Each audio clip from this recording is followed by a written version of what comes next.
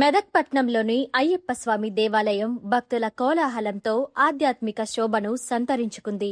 ఆలయం స్థాపించి 25 సంవత్సరాలు పూర్తి చేసుకున్న సందర్భంగా ఆదివారం రోజున రజతోత్సవ వేడుకలు వైభవంగా ప్రారంభమయ్యాయి. తొలి రోజు వేడుకల్లో భాగంగా అయ్యప్ప, గణపతి, సుబ్రహ్మణ్య స్వామి విగ్రహాలకు మహా అభిషేకం, ప్రత్యేక అలంకరణలు చేశారు. శ్రీ మాధవానంద సరస్వతి స్వామి, శ్రీ మధుసూదనానంద స్వామిల సమక్షంలో వేద బ్రాహ్మణులు 1365 రుద్ర పారాయణాలు, శ్రీ సూక్త పారాయణం నిర్వహించారు. అనంతరం భక్తుల సమక్షంలో అత్యంత భక్తి శ్రద్ధలతో జరిగిన 1,00,000 పుష్పార్చన వేడుకలో మహిళలు పెద్ద సంఖ్యలో పాల్గొని స్వామివారికి పుష్ప సమర్పణ చేశారు. సాయంత్రం వేళ మహిళలచే గణపతి స్తోత్ర పారాయణం సాగింది. ఈ సందర్భంగా శ్రీ మాధవానంద సరస్వతి స్వామి అనుగ్రహ భాషణం చేస్తూ, ఇప్పటికీ మన సంస్కృతి సంప్రదాయాలు బతికి ఉన్నాయంటే దానికి పెద్దలను గౌరవించడమే కారణమన్నారు. ప్రతి ఒక్కరూ తల్లిదండ్రులకు సేవ చెయ్యాలని, వారితో సమయం గడపాలని సూచించారు.